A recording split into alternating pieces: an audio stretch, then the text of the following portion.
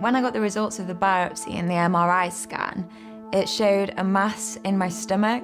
It was probably the whole length of my pelvic floor, so it was in between my womb and my bladder and my bowel. It turned out that I had a Ewing sarcoma tumour. This is typically bone cancer, but mine was in the soft tissue in between those organs. You can't rationalise your feelings, it's just all a bit of a mess, just spinning round in your head the word cancer over and over again. Just looking at Charlotte as she got the recognition of what I'd been told, seeing her cry, and then suddenly she just, after about 5 minutes of a couple more questions, got up out of the room and said she couldn't take it. As her dad, you just can't believe it. I just broke down. I was in the car park on the phone to my boyfriend. I remember ringing him up and just saying, James, it's cancer. I was scared that I was gonna lose my relationships. I was scared that I was gonna lose who I was. I was scared that I was gonna die. I was awaiting a phone call from my dad. He phoned me and told me to come home straight away, and I just instantly knew that something was wrong. I came home and he was stood at the end of the drive and he looked at me and just said that it's cancer. I was just in my room and I was sat on my bed and my sister just came in and we just sat and cried. She just held me and that was it, we just cried.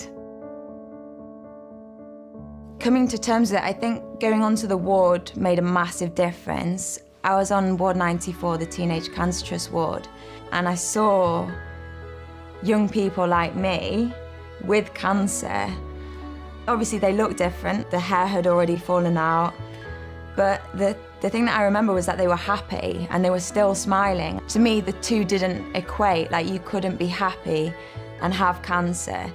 And I think that that's when I really came to terms with things, and I knew that I was ill, but I knew that I was going to be okay. It was a place where I could relax. It was a place where they looked after me.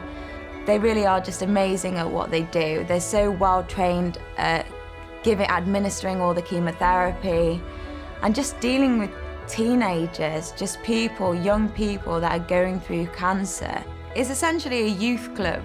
You take away the treatment, you take away the fact that everyone has cancer, that we're all bald and attached to drips, then it's just essentially a group of friends hanging out, and that's what it felt like. I mean, unfortunately, some of them aren't here anymore, and a few that I know are coming to the end of their lives as well. But it is a place full of happiness at times, and a place where you build very close friendships. And a place that you lose friendships as well. The Teenage Cancer Trust, they show you that the stuff that cancer can't destroy. It can't destroy your faith or, your friendship or your love. It can't really take away your happiness if you choose not to let it. Being back at university is absolutely amazing. I'm finally thinking about my future because I've been allowed to think about my future now because I'm in remission. It just feels really good to be back to normality, really. Me here talking to you now, telling you my story is my way of giving back. I mean, unfortunately, I'm not in the position where I can physically run a marathon. However, saying that, my dad and my sister are both running the marathon on my behalf this year, which is absolutely amazing, for Teenage Cancer Trust. But I wanted to give something back, and this is my way and my opportunity. The Teenage Cancer Trust supported me through the hardest time of my life. There's young people out there today that need that same support, so please make a donation.